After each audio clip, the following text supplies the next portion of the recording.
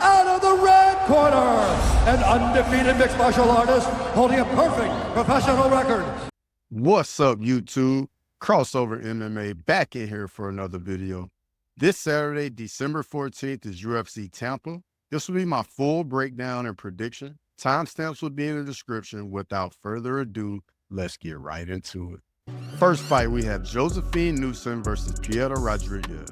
Josefine Knutsson is 28 years old, 8-0. She last fought against Julia Pilastri 5 months ago. Knutsson lands 4.87 significant strikes per minute, absorbs 2.07. She has a 13% finish rate, and she's a -225 favorite. Piera Rodriguez is 32 years old, 9-2, 3-2 in her last 5 fights. She's coming off a DQ loss against Ariane Consa 6 months ago. Piera lands 3.64 significant strikes per minute, absorbs 2.84. She has a 46% finish rate, and she's a +185 underdog. For starters, Knutsson is a dog. She just goes right after her opponents. She gives them zero respect and just goes right after them. Piera's a game opponent. She won't back down. I think they'll meet in the middle, but Knutsson will get the better of the exchanges, in my opinion. Piera may try to use some grappling, but ultimately, I'm going to go with Knutsson to win this fight by decision. Next fight, we have Davey Grant versus Ramon Taveras. Davey Grant is 38 years old, 15-7, 2-3 in his last 5 fights. He's coming off a decision loss against Daniel Marcos 1 year ago. Davey Grant lands 4.77 significant strikes per minute, absorbs 3.82. He has a 59% finish rate, and he's a +120 underdog. Ramon Taveras is 30 years old, 10-2, 4-1 in his last 5 fights, coming off a decision win against Surha City at UFC 297 10 months ago. Taveras lands 4.63 significant strikes per minute, absorbs 5.41, has a 67% finish rate, and he's a -145 favorite. Davey Grant's a BJJ guy that has some unique striking. He really likes throwing hooks, doesn't throw too many straight punches. He does have 9 submission wins on his resume. He's very dangerous when the fight goes to the ground.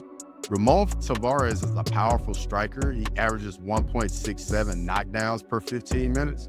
Davey Grant's a fun fighter that's always in exciting fights. Ramon Taveras always shows up to scrap, so I think this fight will definitely be a treat. I think both guys will have success on the feet, but I'm going to go with Ramon Taveras by decision.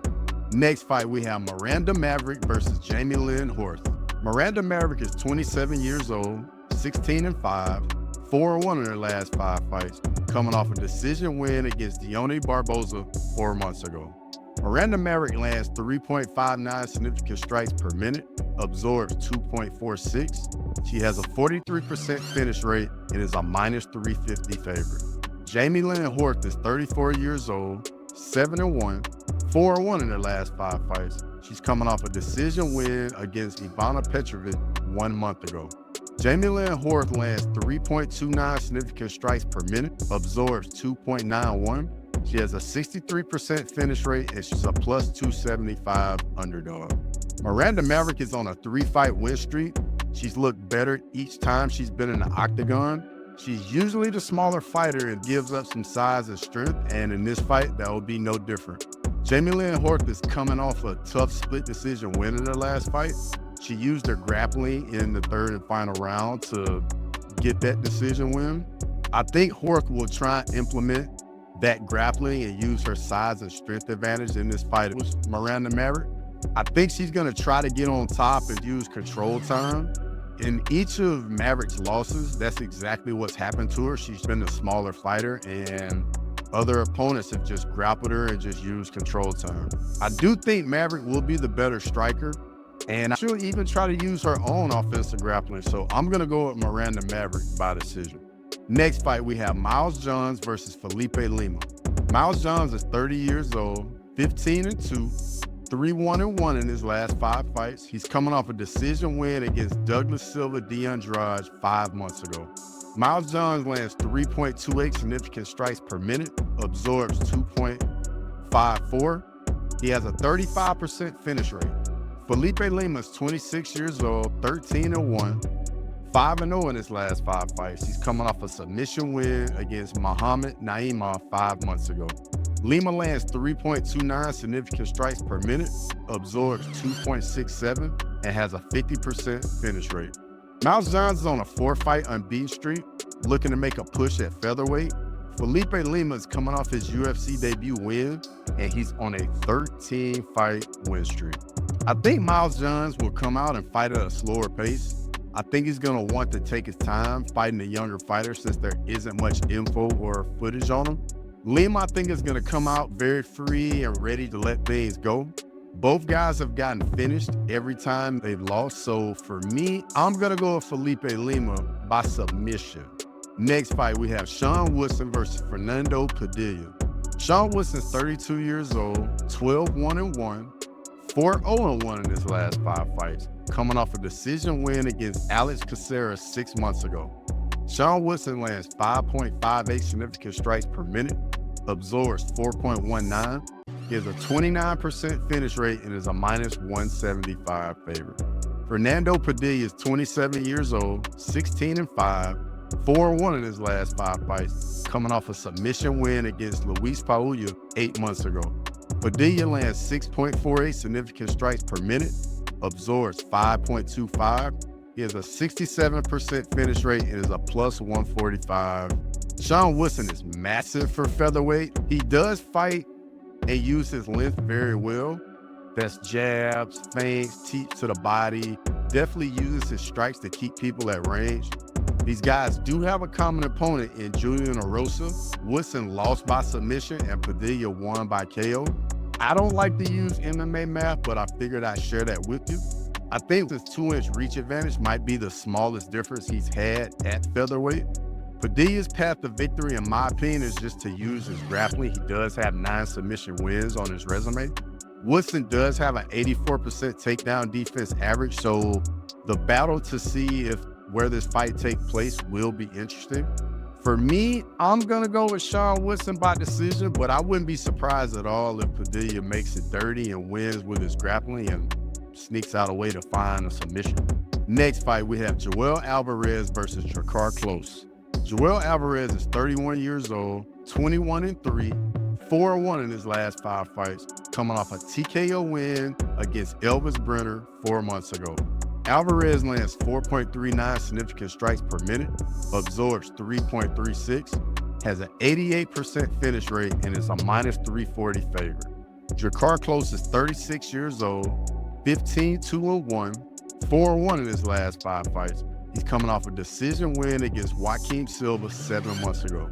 Drakkar Klose lands 4.37 significant strikes per minute, absorbs 3.46. He has a 33% finish rate and is a +265 underdog. Joel Alvarez is a massive lightweight, very dangerous. I think this guy's a dark horse in the division. Drakkar Klose is on a 4-fight win streak, has been fighting with a lot of confidence lately. I think everything is stacked against Drakkar Klose in this fight. Alvarez will enjoy a 7-inch reach advantage. Alvarez just marches forward and brings the fight to his opponents. I think Klose will have an issue getting past the reach disadvantage, but if he is, Alvarez is there to be hit. He doesn't move his head a lot, but ultimately, I'm going to go with Joel Alvarez by KO. Next fight, we have Michael Johnson versus Ottoman Azaitar. Michael Johnson is 38 years old, 23-19, 3-2 in his last 5 fights. He's coming off a decision win against Darius Flowers 10 months ago. Michael Johnson lands 4.27 significant strikes per minute, absorbs 3.83. He has a 26% finish rate and is a -185 favorite. Ottoman Azaitar is 34 years old, 13-2, 3-2 in his last 5 fights. He's coming off a TKO loss to Francisco Prado 1 year ago. Azaitar lands 5.73 significant strikes per minute, absorbs 4.96. He has an 80% finish rate and is a +155 underdog. Michael Johnson still has some crisp boxing and power in his hands. He's been in there with the who's who in the UFC, and I think that experience will serve him well in this fight. Ottoman Azaitar is a big-time finisher. He's got 10 KOs and 13 of his wins. Michael Johnson will enjoy a 3-inch reach advantage, and I also think he'll have a slight speed advantage as well. Both fighters, in my opinion, fight much differently when they're having success early. I think Michael Johnson's hand speed will get him out a little bit ahead of Azaitar early, and I think that will make Azaitar a bit more calculated. He's coming back from 2 KO losses. For me in this fight, I'm going to go with Michael Johnson by KO. Next fight, we have Navajo Stirling versus Tuco Tokkos. Navajo Stirling is 27 years old, 5-0, coming off a TKO win 2 months ago on Contender Series. Navajo Stirling lands 7.07 significant strikes per minute, absorbs 3.4. He has an 80% finish rate and is a minus 500 favorite. Tuco Tokkos is 34 years old, 10-4, 3-2 in his last 5 fights, coming off a submission loss against Umar C 6 months ago. Tokkos lands 3.26 significant strikes per minute, absorbs 4.57. He has a 57% finish rate and is a plus 380 underdog. Navajo Stirling will be making his UFC debut after a brutal KO on Dana White's Contender Series. He's a tall and long striker with big power. Will this be one-way traffic for him and he gets to finish early, or does he fight calm and patient and lets the fight come to him? Tuco has solid power and some crisp low kicks. He'll have to be careful as he'll be at a 3-inch reach disadvantage. I think this fight will be a little slower on the feet than what most people are expecting, as both guys will respect each other's power. I think the reach advantage will be key, and Tuco will have to get around this, which is why I think he should use some low kicks and body kicks. But ultimately, I'm going to go with Navajo Stirling by KO. Next fight, we have Adrian Yanez versus Daniel Marcos. Adrian Yanez is 31 years old, 17-5, 3-2 in his last 5 fights. He's coming off a TKO win against Benicio Salvador 6 months ago. Yanez lands 6.51 significant strikes per minute, absorbs 5.75. He has a 59% finish rate and is a plus 145 underdog. Daniel Marcos is 31 years old, 16-0, coming off a decision win against John Castaneda 6 months ago. Marcos lands 5.94 significant strikes per minute, absorbs 4. He has a 50% finish rate and is a minus 175 favorite. I'm really looking forward to this fight. Adrian Yanez has really good boxing. He's starting to use some more low kicks in his last fight. Definitely has fought the better competition at this point in both their careers. The path for victory for Marcos will be mixing in low kicks with the boxing. Make sure Yanez has an answer for the low kicks before engaging in a firefight where anything can happen.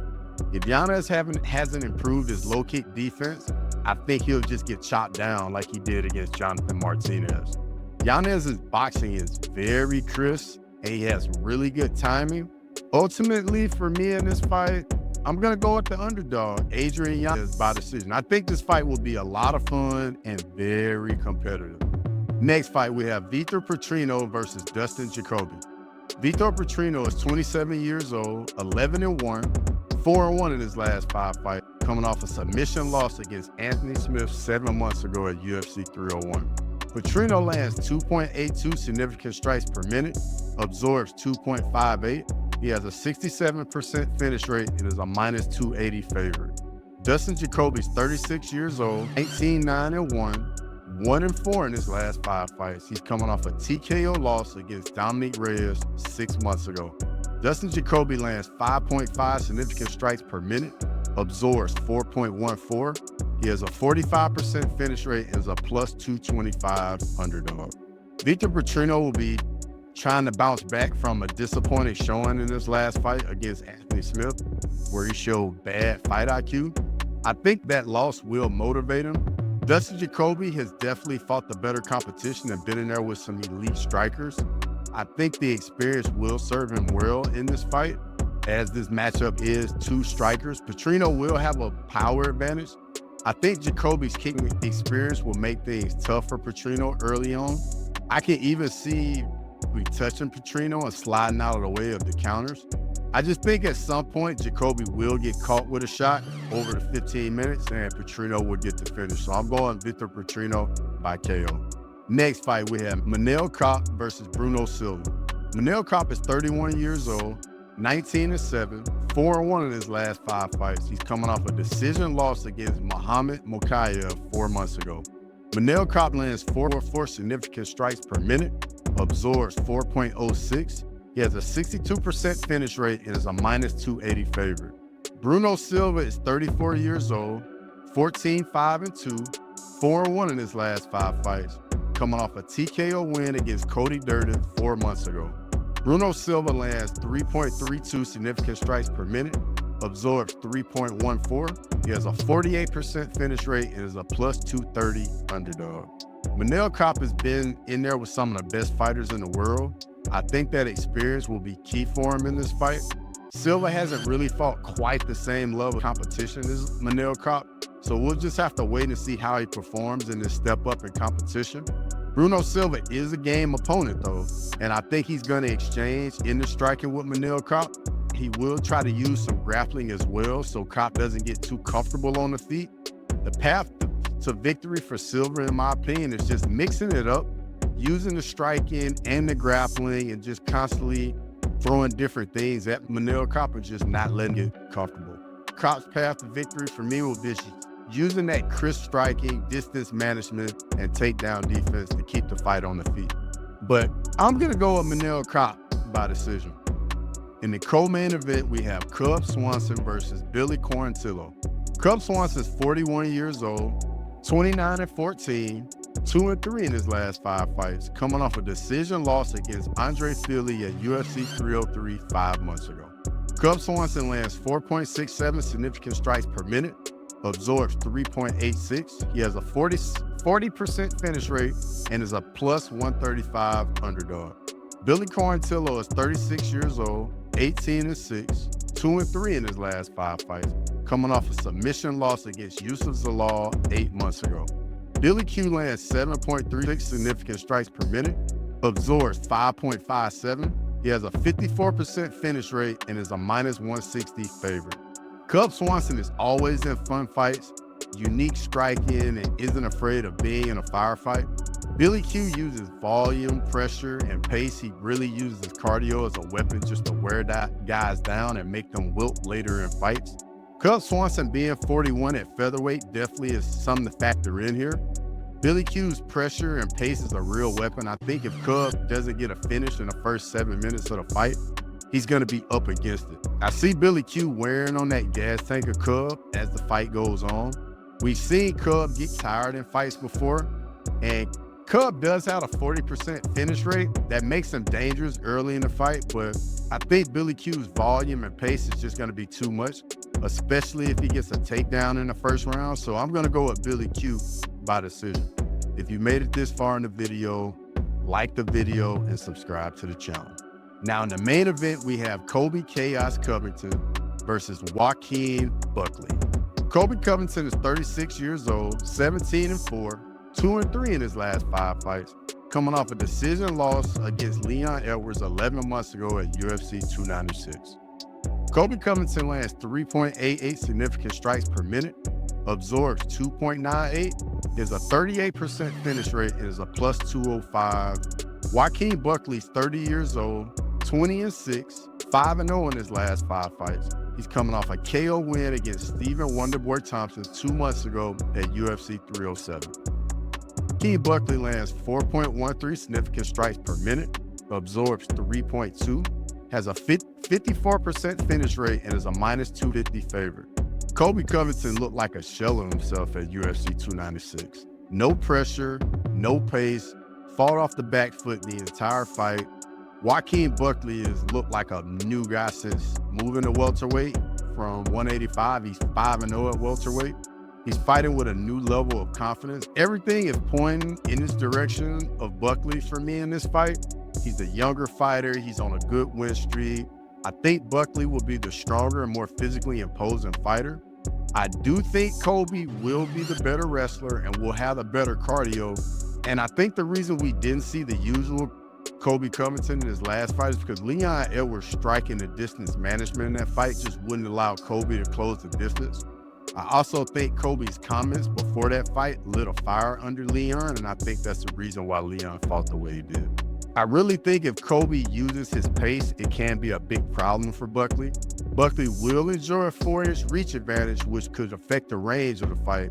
The two unknowns in this fight for me are, do we see Colby use that pressure and pace as a weapon? And how does Buckley's grappling hold up to Colby's grappling? Colby looked bad in his last fight, in my opinion. I know it was a title fight, but I'm ready for some new blood at 170, so I'm gonna go with Joaquin Buckley by TKO. If you made it this far in the video, I really appreciate it. If this was your first video, consider checking out another one. If it's not your first video, like the video, subscribe to the channel. I'm trying to hit 400 subscribers by the end of the year. Questions, comments, feedback is always appreciated. And as always, until next time.